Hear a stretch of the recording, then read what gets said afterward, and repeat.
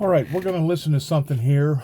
I had to look up the word binary to understand what the word binary meant because I didn't understand what this program was talking about whenever this trans person talked about binary.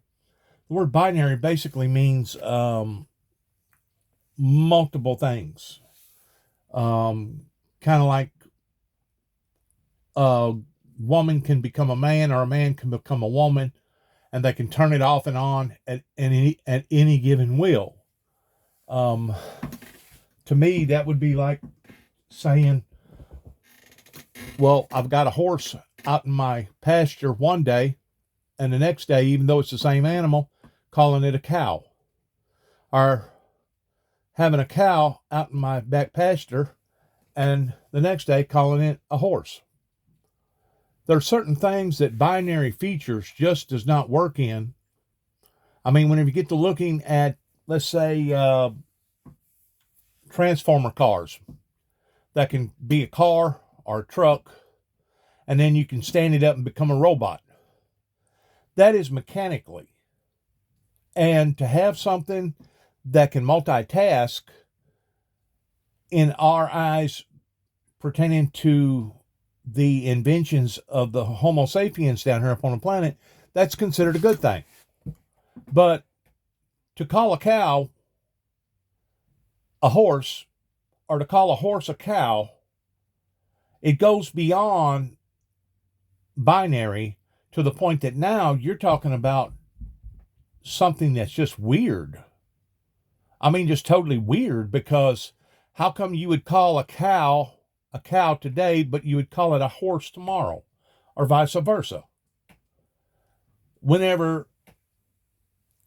the creator of this universe made our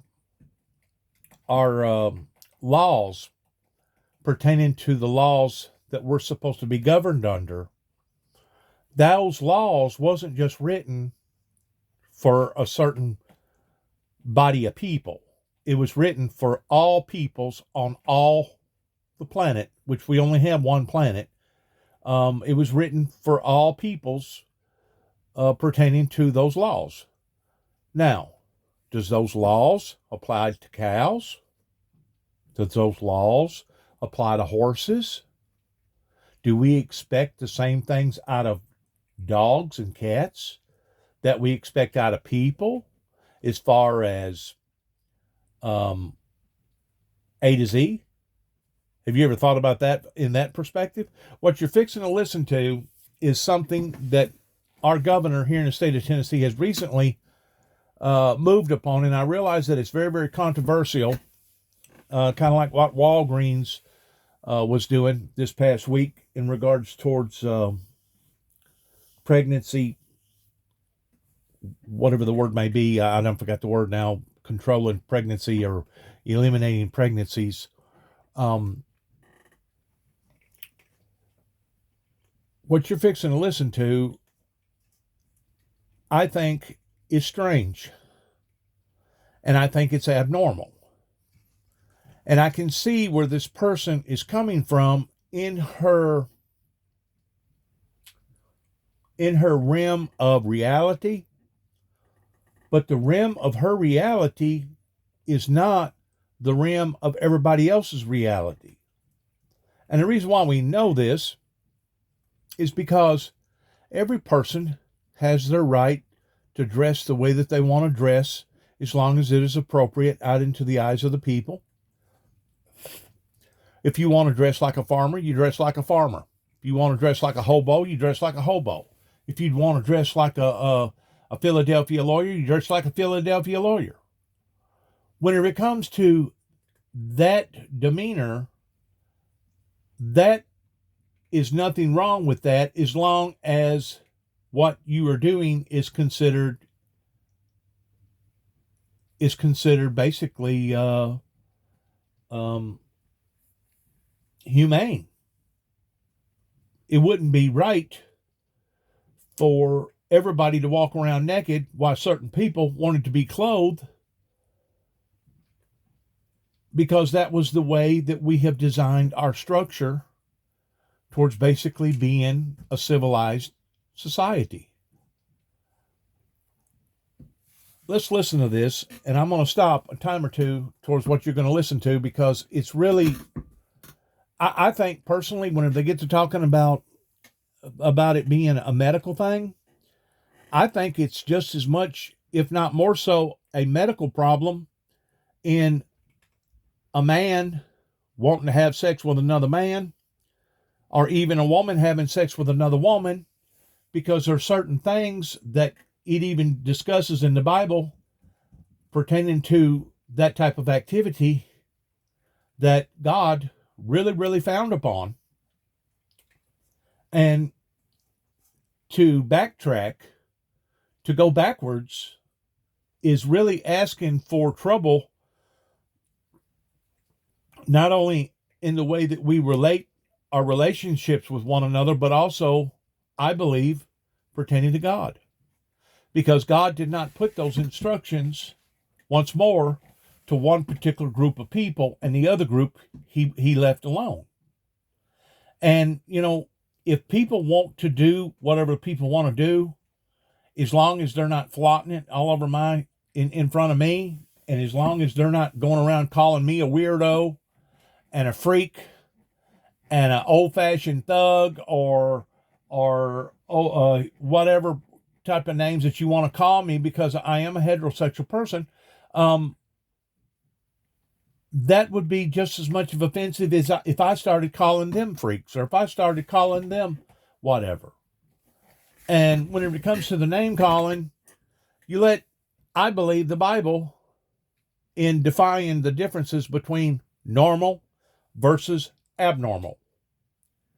And I've heard this be brought up on TV before, that the people that's this way don't want to be that way. It's the same way with a horse. A horse don't want to become a cow, and a cow don't want to become a horse. I've never heard of this. Please listen. Against the law in Tennessee. The state's Republican Governor Bill Lee signed a first-of-its-kind bill prohibiting drag shows on public property or any location where they can be viewed by minors. The bill specifically bans, quote, adult cabaret entertainment, such as topless dancers, go-go dancers, exotic dancers, strippers, male or female impersonators, or similar entertainers. Not only does this language paint drag as overtly sexual, which it's not, activists warn the vague wording outlawing male or female impersonators also puts trans people at risk of being punished for merely existing in public. And here's the thing. This isn't just a Tennessee problem. Lawmakers in more than a dozen other states, including my home state of Texas, West Virginia, and Nebraska, have proposed measures that would similarly restrict drag. Joining me now is Eureka O'Hara. She's a Tennessee native, a drag performer, and former contestant on RuPaul's Drag Race. She's also a trans activist and the producer and star of HBO's We're Here. Eureka, thank you for joining. I want to say something about what he just said about being out in the eyes of the public. Nobody is demeaning them of them being out in the eyes of the public, because they got just as much a right, I think, to be out in the eyes of the public as anybody else does. But it's the way that you present yourself in the eyes of the public. That's what the whole hang-up is. Especially people that don't want their children to be raised up that way, because they believe, obviously, that it's wrong, or they just don't have an appetite to want to be that way, either or. Kind of like the horse don't want to be a cow, and the cow don't want to be a horse. And if you do, and if the horse does want to become a cow, to the point that the horse actually tries to be a cow, that the horse only hangs around the cows versus the cows only hanging around the horses, you have to start wondering, well, what's wrong with that cow? How come that cow ain't participating with all the other herd of cows over here? Or how come that horse isn't running around with all the other horses? You have to start asking yourself the question, what is normal versus abnormal? And it's not that they're not permitted in the eyes of the public, it's how that they present themselves in the eyes of the public. What does this new Tennessee law do to the drag and LGBTQ community there?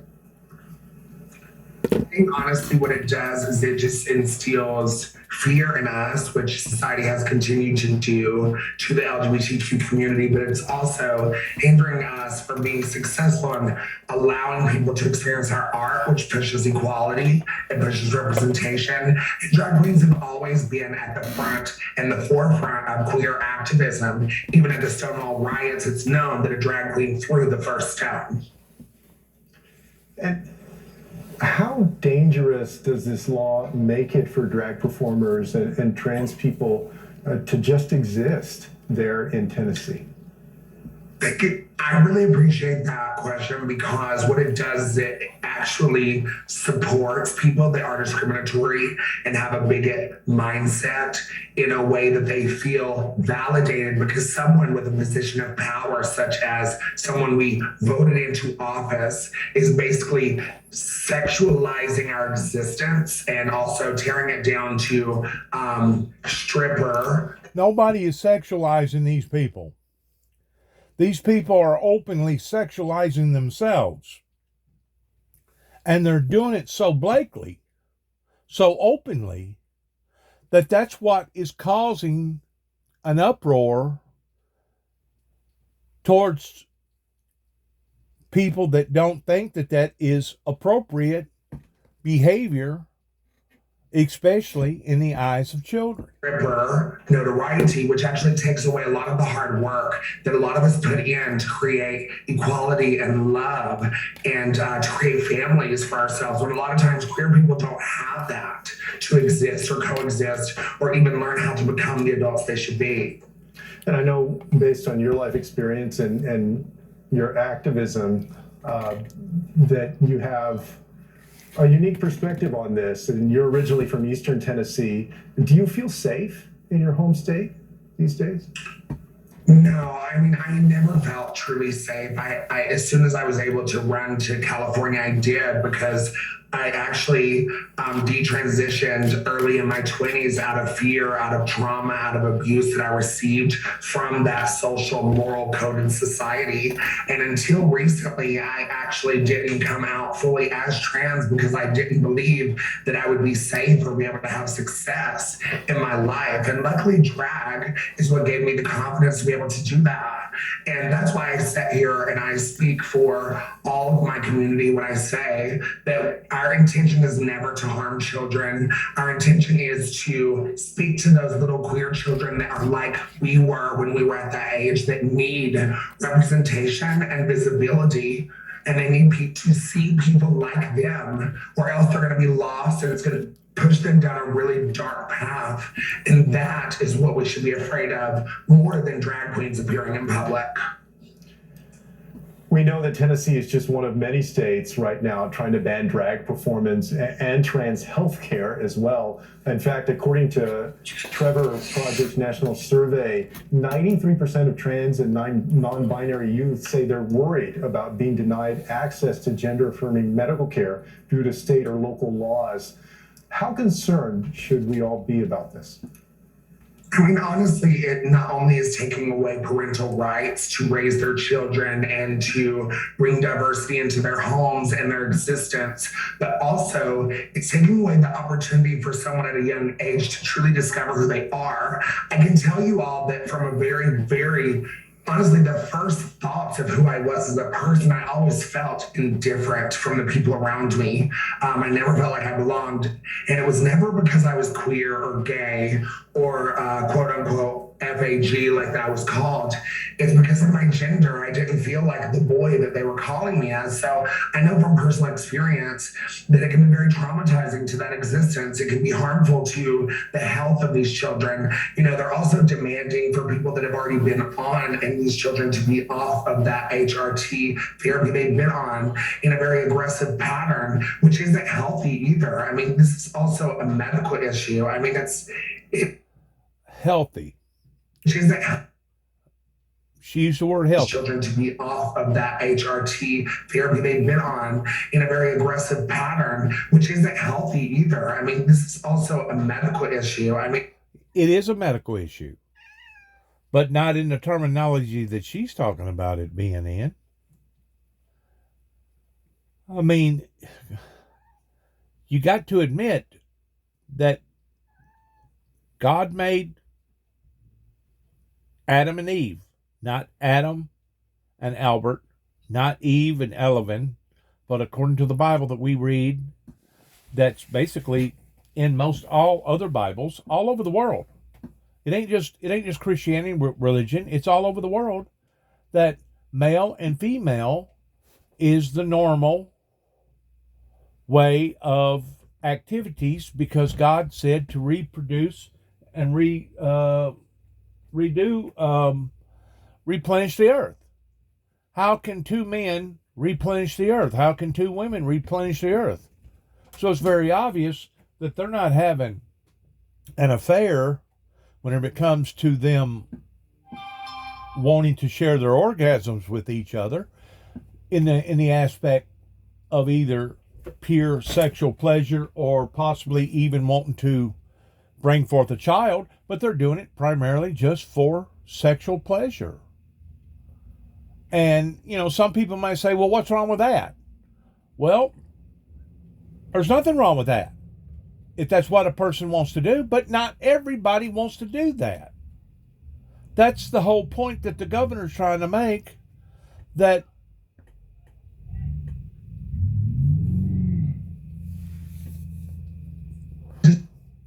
somebody's out here ratting and raving.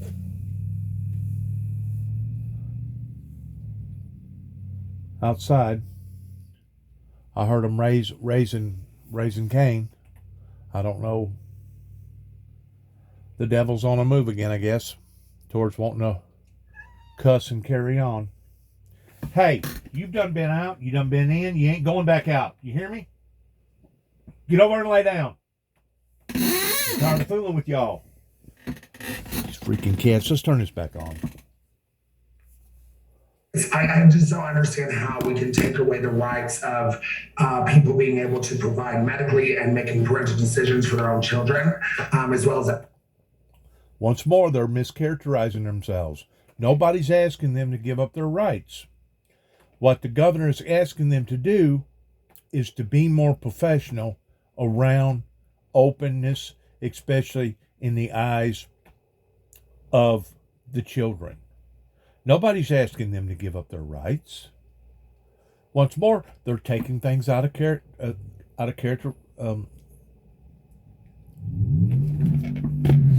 Here they go again.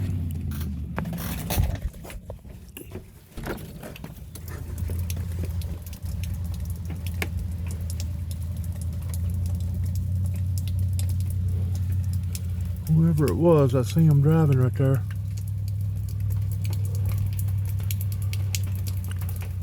Raising up their motors.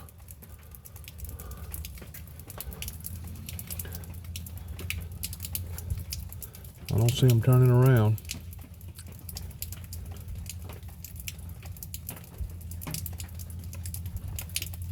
See, that's what was going on with David in my life. Almost every night, almost every day, was anti-Semitism. People driving by here, revving up their motors, honking their horns, cussing at us, carrying on. If people have something to say to me, be decent about it. Come knock on the door. I'll offer you a glass of tea or whatever. We can sit down and talk. But don't just get out here and just raise teetotal, just to be raising teetotal what? So is that supposed to be acceptable? Am I supposed to say that's supposed to be okay? Towards somebody coming out here and rearing up their motors and honking their horns and doing all the above? That was the thing that helped put my brother in an early grave. Because my brother felt like that basically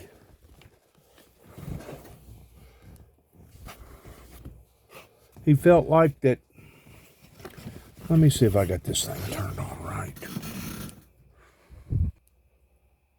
Nope, I didn't have it turned on right. He felt like that the community had let him down. He felt like that the law in Weakley County had let him down, and they did. They let him down. His peers in this area let him down. And for them to carry on out here in a heathenistic type way towards basically hunting us, tormenting our lives, it helped to drive him off into an early grave. But yet now, to hear them talk, it's my fault. Why is it my fault? Well, because you come back to 291 Thompson Road, Sharon, Tennessee. You wasn't supposed to come back here, according to certain people in this neighborhood, because they had already done formigated a movement, and in their movement was full of hatred, and they had already done basically planned out what that they was going to do and how that they was going to do it if I come back here, because it just irritated them to death. Irritated them to death. You know why? Because they'd done already went out here and bashed me and bashed me and bashed me and talked bad about me and basically ridiculed me. Once more, it's under the pretense of anti-Semitism. These people that's this way, God loves. God loves that person right there, male or female. God don't love, I don't believe, the activities that these people are doing, just like God don't love the act of a thief. God don't like the act of a murderer. God don't like the act of people that goes around lying. God still loves the liar. He just don't love the act towards what the liar is doing. And that's the part where so many people they're confused. They're mixed up. They really are. And those parental decisions as well. Sorry about that. I had to deal with that because I thought it was going to become abrupt outside to the degree that I didn't know what was going to happen. You know, whenever you're out here in a country like this, you're basically on your own to a certain degree, even though I got cameras set up and stuff like that. As well, it's really scary and harmful to those children and other queer kids like that, or anyone that wants to be indifferent from moral code in society. On Thursday, you announced that you've officially been able to legally change your name and gender marker. First of all, congratulations. Thank you so much. Yeah, and talk to me, Eureka, about that moment and what it means for you, especially as the LGBTQ community faces attacks from all sides. It was extremely exciting. I was overwhelmed with happy tears because I never thought in a million years I would ever see my living society acknowledge me for who I really am. And it was just powerful, and it just really gave me the fire I needed. And I still fear, because in Tennessee there are marker changes on documents that I need to be able to thrive, even though I was accepted that change, where there are laws still in place that are going to restrict me from being able to have those documents to continue living successfully. So I'm hoping that I can even fight that, being Tennessee one of many states that still have those restrictions on birth certificates, Social Security alterations, things like that. But someone who gets married and so on and so forth, there's no issues. I think that there is there's just a underlying negativity around being trans or gender non-conforming, any type of gender expression that's... Go outside your door. I think there's somebody down there trying to break in your brother's trailer. Really? You're going to see a light. I'm going to shine a flashlight down there. Okay. Well, somebody come by here a while ago and they was raising Cain. Did you hear them raising? Truck. Huh? Yeah, they come down here by Miss Willis's 3 times and turned around. They did. And then come down there by your place. I didn't hear him go no further past than your place. No, they drove all the way. They drove all the way around this last time. I mean, I'm gonna go out there and look real quick to see what's going on. You're seeing a light?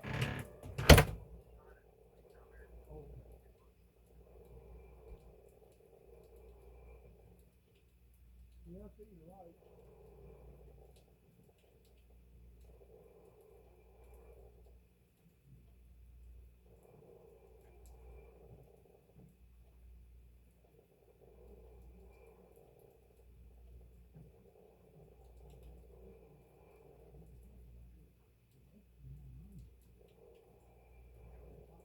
City, and some of these people can get on these drugs, some sort of drugs that basically Drive by here times, and they come down here by Miss Willis's and turn around.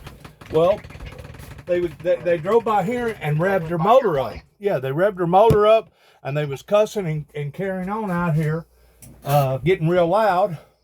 And one time, they spun out.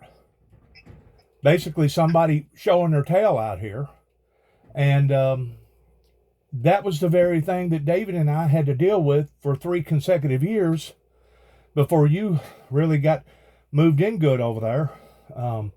That was going on out here, not just with 1 or 2 families, but about half the freaking neighborhood. Yeah. Was acting up that way. Okay. And all right, and I'll make sure that nobody down there breaking in. Well, I appreciate that. There ain't really nothing for them down there to get. I mean, what's down there just basically a bunch of junk. I don't want them down there living down there, especially if they're meth makers or crackheads or whatever. Yeah, well, you don't ever know about folks, you know what I'm saying? Absolutely, especially if they're on that dope. Yeah. All right, appreciate it, man. See you, bye.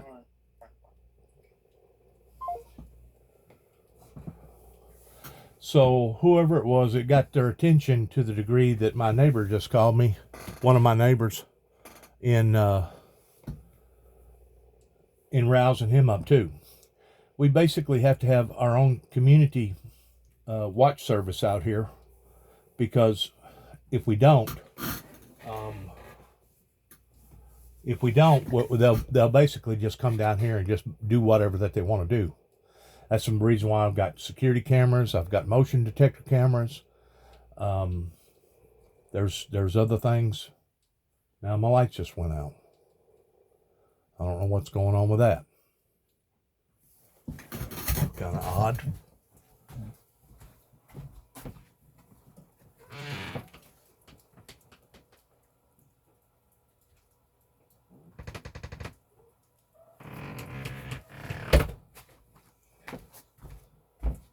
I don't know why the lights went out. I mean, it's drizzling. There's a little bit of wet weather outside, but it ain't nothing severe. But hopefully this will kick back on in just a minute. Sometimes it takes a while for this to activate itself after it gets cut off. It got to go through a little sequence. But it's unbelievable in the aggravation that my brother and I had to go through while we were steadily telling the law, steadily telling people like Tommy Moore and other people about this type of activity. And at the time, they could have cared less about what we was having to go through. The odds of that same program being on, because it wasn't but like I think maybe a 5-minute segment, the odds of that same program coming back on ain't going to be there. It'll have something else that'll come on. So basically that show's over. I just want to say thank you for listening. I'm sorry for the interruptions towards having to go outside a couple of different times and see what was happening.